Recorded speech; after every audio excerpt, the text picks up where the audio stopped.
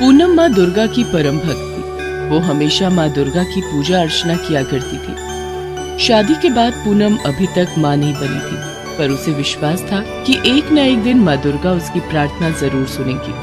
पूनम को दिन चढ़ते पर किसी न किसी कारण महीने भर भी बच्चा गर्भ में नहीं ठहर पाता था। इस कारण सास उर्मिला पूनम से बहुत चिढ़ी हुई रहती थी। पूनम की प्रार्थना माँ दुर्गा तक पहुँच गई और इस बार पूनम गर्भवती हुई तो बच्चा ठहर गया।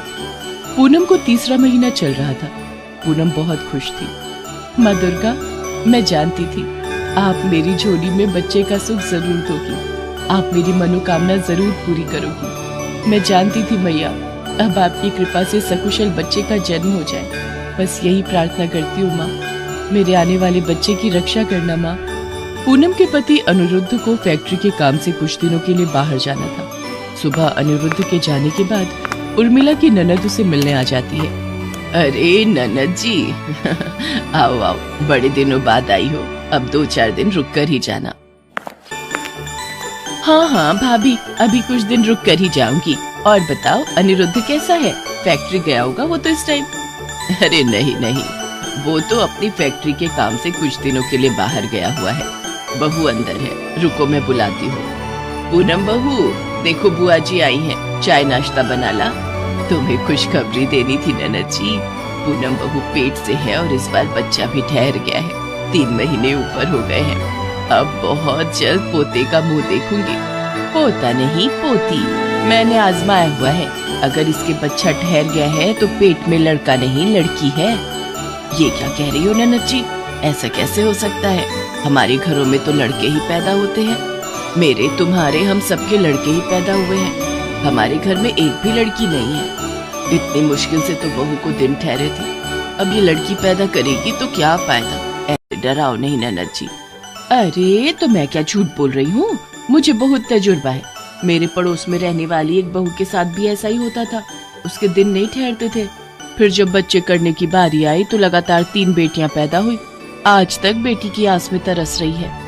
ननद जी मुझे तो डर लग रहा है। अब क्या कर सकते हैं? अगर इसने लड़की पैदा कर दी तो हमारे लिए मुसीबत आ जाएगी। मैं समाज में क्या मुंह दिखाऊंगी? बेटी पालने के लिए इसकी इतनी सेवा थोड़ी करेंगे। अब तुम ही कोई उपाय बता सकती हो ननद जी। अगर तुम यही चाहती हो तो भाभी बहू का बच्चा गिरवा दो। ना रहेगा बांस, ना बजेगी बांसुरी। फिर उसके बाद दिन चढ़ेंगे तो शर्तिया बच्चा लड़का ही पैदा होगा। लिख कर रख लो। ठीक है ननद जी। फिर हम एक काम करते हैं, उसे अस्पताल ले चलते हैं। तुम किसी ऐसी डॉक्टर को जानती हो जो ये काम कर दे और बहू को पता भी ना चले कि हमने ये किया है? हाँ मैं जानती तो हूँ एक ऐसी डॉक्टर को। ठीक है, फिर मैं उस डॉक्टर से बात कर लेती हूँ। बहाने से बहू को ले चलेंगे। अगले दिन उर्मिला और उसकी ननद पूनम को बहाने से दिखाने के लिए हॉस्पिटल ले जाती है। माँ जी, बुआ जी, मेरा इलाज तो दूसरे हॉस्पिटल में चल रहा है, फिर हम यहाँ क्यों जा रहे हैं? अरे बहू, 1-2 डॉक्टर से राय लेना ठीक रहता है। आखिरी मौके पर कभी वो डॉक्टर ना मिले तो दूसरी डॉक्टर को भी तुम्हारे बारे में पता होना चाहिए। इतने समय बाद तो हमारे घर में ये खुशी आ रही है, तो मैं किसी भी तरह की लापरवाही नहीं रखना चाहती। मैं चाहती हूँ कि तुम एक हृष्ट पुष्ट बच्चे को जन्म दो। इसीलिए हम दूसरी डॉक्टर को दिखाने ले जा रहे हैं। चलो बहू, अस्पताल आ गया। तुम डॉक्टर के साथ अंदर चेकअप करवा लो, तब तक मैं और भाभी बाहर बैठे हैं। डॉक्टर पूनम को अंदर ले जाती है और नर्स से इंजेक्शन तैयार करने के लिए कहती है। सिस्टर, तुम इनके पास रुको, मैं अभी आती हूँ। देखिए, मेरे पास ज्यादा समय नहीं है। मैं बस इतना कह सकती हूँ कि आप अपने और अपने इस बच्चे की जान बचाना चाहती हैं तो तुरंत यहाँ से भाग जाओ, नहीं तो डॉक्टर आपके बच्चे को मार देंगे। वो पिछले दरवाजे से आप जल्दी से भाग जाओ।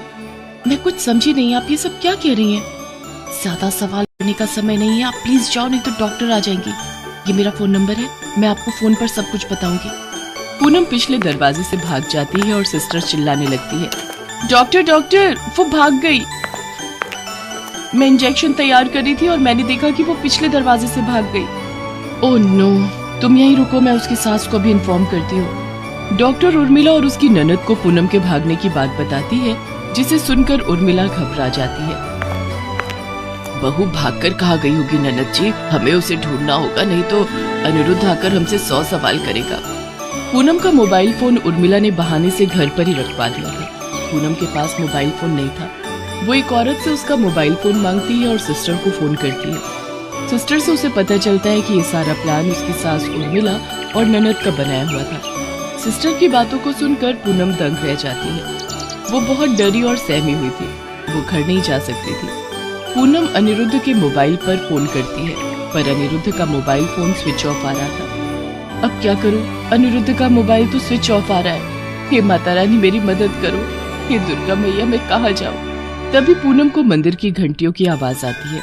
पूनम देखती है, वहाँ से कुछ ही दूरी पर दुर्गा माँ का मंदिर है। पूनम रोती बिलखती माता रानी के मंदिर तक पहुँचती है और मंदिर में जाकर माँ दुर्गा के चरणों में बैठ जाती है। तभी मंदिर के पुजारी जी वहाँ आते हैं। पूनम रोती हुई उन्हें सारी बात बताती है।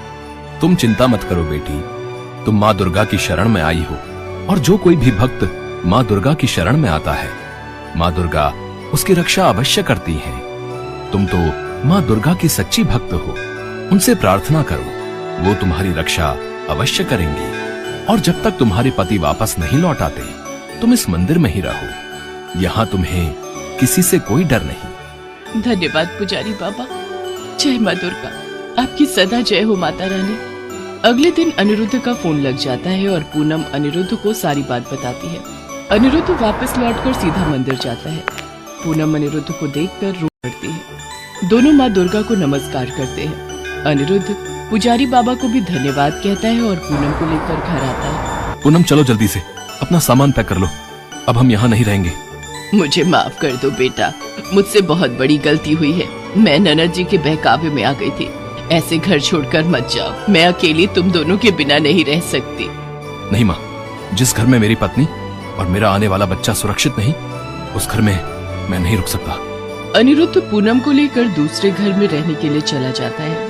पूनम और अनिरुद्ध सिस्टर की मदद से उस लेडी डॉक्टर को पुलिस के हवाले कर देते हैं। कुछ महीनों बाद पूनम एक बहुत ही प्यारी सी बेटी को जन्म देती है। पूनम की बेटी माता रानी के आशीर्वाद से हुई थी, इसीलिए वो माँ दुर्गा के नाम का जागरण करती है, जिसमें उर्मिला भी शामिल होती है। पूनम बहू, आज माँ दुर्गा के सामने मैं तुमसे माफी मांगती हूँ।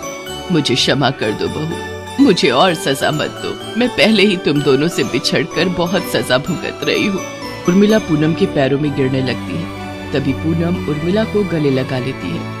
माँ जी उठिए, अपनी पोती को गोद में लेकर माँ दुर्गा की आरती कीजिए। पूनम ने उर्मिला को माफ कर दिया। उर्मिला की आंखों में पश्चाताप के आंसू थे।